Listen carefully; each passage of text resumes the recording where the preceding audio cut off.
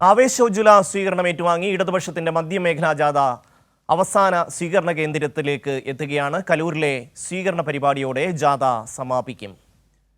അമൽ ചേരുകയാണ്.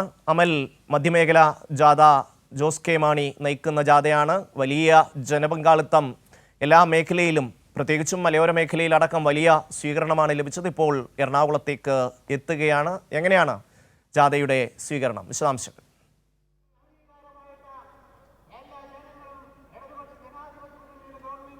ജോസ് കെ മാണി നയിക്കുന്ന മധ്യമേഖലാ ജാഥയ്ക്ക് വലിയ രീതിയിലുള്ള സ്വീകാര്യതയാണ് നിലവിൽ ലഭിച്ചുകൊണ്ടിരിക്കുന്നത്. എല്ലാ സ്വീകരണ കേന്ദ്രങ്ങൾ എടുത്തു നോക്കുകയാണെങ്കിലും നൂറുകണക്കിന് പ്രവർത്തകരാണ് ഓരോ സ്വീകരണ കേന്ദ്രത്തിലേക്കും എത്തുന്നത് എന്നുള്ളതാണ്. പ്രത്യേകിച്ച് UDF-ന്റെ കേന്ദ്രങ്ങളിലടക്കം ഇത്തരത്തിൽ വലിയ സ്വീകാര്യത ഈ LDF-ന്റെ ഈ ജാഥയ്ക്ക് ലഭിച്ചുകൊണ്ടിരിക്കുന്ന കാഴ്ചകൾ തന്നെയാണ് നമുക്ക് കാണാൻ വേണ്ടി സാധിക്കുന്നത്. ഇന്ന് രാവിലെയോടുകൂടി വൈപ്പിൻ മണ്ഡലത്തിലായിരുന്നു ജാഥയ്ക്ക് ആദ്യ സ്വീകരണം ലഭിച്ചത്. പിന്നീട് കൊച്ചി മണ്ഡലത്തിലൂടെ പര്യടനം തുടരുകയായിരുന്നു. കൊച്ചി മണ്ഡലത്തിലെ തോപ്പുംപടിയിൽ സ്വീകരണം ലഭിച്ചു. ഉച്ച കഴിഞ്ഞ് തൃപ്പൂണിത്തുറ മണ്ഡലത്തിലെ കുണ്ടന്നൂർ ജംഗ്ഷനിലായിരുന്നു ആദ്യ സ്വീകരണ കേന്ദ്രം. പിന്നീട് കളമശ്ശേരി നിയോജക മണ്ഡലങ്ങളിലായി പത്തടിപ്പാലത്തും ഏറ്റവും അവസാനത്തെ സ്വീകരണ കേന്ദ്രം തൃക്കാക്കര എറണാകുളം നിയോജക മണ്ഡലം കമ്മിറ്റികൾ സംയുക്തമായി ഒരുക്കിയ കലൂർ സ്റ്റേഡിയത്തിലാണ്. ആ കലൂർ സ്റ്റേഡിയത്തിലാണ് ഇപ്പോൾ നമ്മളുള്ളത്. നിലവിൽ പത്തടിപ്പാലത്ത് നിന്നും ജാഥ അല്പസമയത്തിനകം തന്നെ ഈ കലൂർ സ്റ്റേഡിയത്തിലേക്ക് എത്തും.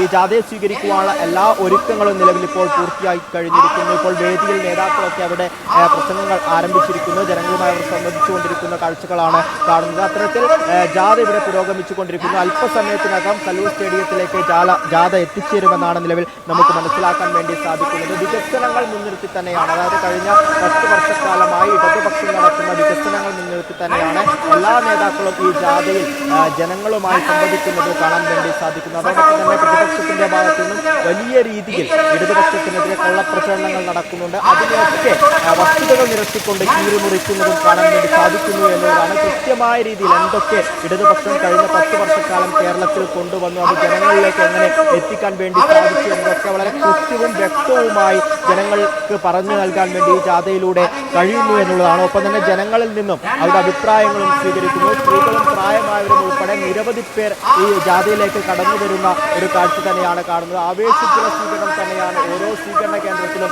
ലഭിക്കുന്നത് എന്നുള്ളതാണ്. തുടക്കം മുതൽ തന്നെ, അതായത് ഫെബ്രുവരി 6-ാം തീയതി ആറന്മുളയിൽ നിന്നുമാണ് ഈ ജാഥയ്ക്ക് തുടക്കം കുറിച്ചത്. ഫെബ്രുവരി 10-ാം തീയതിയോടുകൂടി എറണാകുളം ജില്ലയിലേക്ക് എത്തുന്നു. എറണാകുളം ജില്ല പൊതുവെ അറിയാം, UDF-ന് പല ശക്തി കേന്ദ്രങ്ങളുമുള്ള ഇടമാണ് എറണാകുളം ജില്ല. പക്ഷേ ഈ ജാഥ കടന്നു വരുമ്പോൾ അത്തരത്തിൽ UDF-നെ അപ്രസക്തമാക്കുന്നു, അല്ലെങ്കിൽ UDF-ന്റെ ശക്തി കേന്ദ്രങ്ങളെ അപ്രസക്തമാക്കുന്നു എന്ന് തന്നെയാണ് നമുക്ക് കാണാൻ വേണ്ടി സാധിക്കുന്നത്. അവരുടെ ശക്തി കേന്ദ്രങ്ങൾ എന്ന് അവർ അവകാശപ്പെടുന്നത്, UDF അവകാശപ്പെടുന്ന ശക്തി കേന്ദ്രങ്ങളിൽ പോലും നൂറുകണക്കിന് ആളുകൾ ഈ ഇടതുപക്ഷത്തിന്റെ ഈ ജാഥയുടെ ഭാഗമാകുന്ന കാഴ്ചകളാണ് കാണുന്നത്. പ്രായഭേദമന്യേ എല്ലാവരും ജാഥയുടെ ഭാഗമാകുന്നു എന്ന് തന്നെയാണ് നമുക്ക് കാണാൻ വേണ്ടി സാധിക്കുന്നത്. നിലവിൽ ഇപ്പോൾ കലൂർ, അതായത് അവസാന സ്വീകരണ കേന്ദ്രത്തിലേക്ക് ജാഥ അല്പസമയം എത്തിച്ചേരും. അതിന്റെ ഒരുക്കങ്ങളൊക്കെ തന്നെ, അതായത് ജാഥയെ സ്വീകരിക്കുവാനുള്ള എല്ലാ ഒരുക്കങ്ങളും നിലവിൽ ഇവിടെ പൂർത്തിയായി കഴിഞ്ഞിരിക്കുന്നു.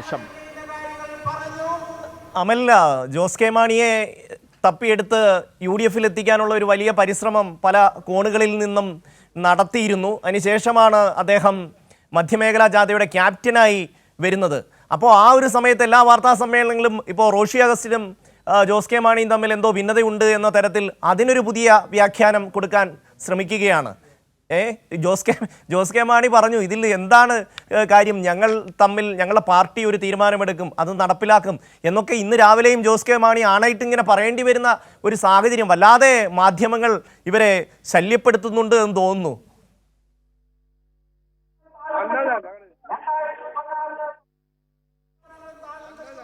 അതിനൊന്നും ഒരു പ്രസക്തിയുമില്ല എന്ന് തെളിയിക്കുന്നതാണ് നമുക്ക് ഈ ദിവസങ്ങളിലൊക്കെ തന്നെ കണ്ട, പ്രത്യേകിച്ച് മധ്യമേഖലാ ജാഥയിൽ കണ്ട ഈ ഒരു ആൾക്കൂട്ടം എന്ന് തന്നെ പറയേണ്ടിയിരിക്കുന്നു. പ്രത്യേകിച്ച് റോഷി അഗസ്റ്റിനൊപ്പം തന്നെ ജോസ് കെ മാണി, ഇവർ ഒരുമിച്ച് നിന്നുകൊണ്ട് ഈ ജാഥയെ നയിക്കുമ്പോൾ അവരുടെ ആ ഒരു ഒത്തൊരുമ തന്നെയാണ്, ഒപ്പം തന്നെ പാർട്ടി പ്രവർത്തകരുടെ ഒക്കെ ഒത്തൊരുമ തന്നെയാണ് ഈ മധ്യ കേരള ജാഥയെ ഇത്തരത്തിൽ വലിയ രീതിയിൽ വിജയമാക്കി തീർത്തത് എന്ന് തന്നെ പറയേണ്ടിയിരിക്കുന്നു. ഇത്തരത്തിൽ ഷമി സൂചിപ്പിച്ചതുപോലെ തന്നെ ഒരുപാട് പ്രചരണങ്ങൾ നടക്കുന്നുണ്ട്. വലതുപക്ഷ മാധ്യമങ്ങൾ അടക്കം തന്നെ ഇത്തരത്തിൽ വലിയ രീതിയിൽ ഇതിനൊക്കെ വലിയ പ്രസക്തി കൊടുക്കുന്ന ഒരു സാഹചര്യമുണ്ട്. പക്ഷേ അതിനൊന്നും ഒരു കാര്യവുമില്ല എന്ന് തെളിയിക്കുന്ന രീതിയിലുള്ള കാഴ്ചകൾ തന്നെയാണ് നമുക്ക് എല്ലായിടത്തും കാണുവാൻ വേണ്ടി സാധിക്കുന്നത്.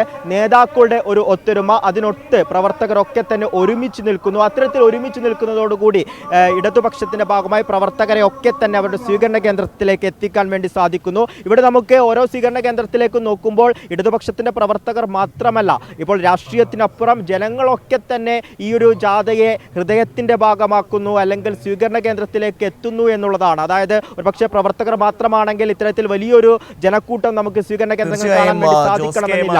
അതുപോലെ തന്നെ കെ ശൈലജ ടീച്ചറും ഒക്കെ ഉൾപ്പെടുന്ന മധ്യമേഖലാ ജാഥയ്ക്ക് വലിയ സ്വീകരണമാണ് ലഭിക്കുന്നത്. പക്ഷേ എങ്ങനെയെങ്കിലും ജോസ് കെ മാണിയെയും പാർട്ടിയെയും LDF-ൽ നിന്ന് അടർത്താൻ പറ്റുമോ എന്നുള്ളതാണ് നമ്മുടെ പല മാധ്യമങ്ങളും കനകോലുവിൻ്റെ നിർദ്ദേശപ്രകാരം ശ്രമിക്കുന്നത്.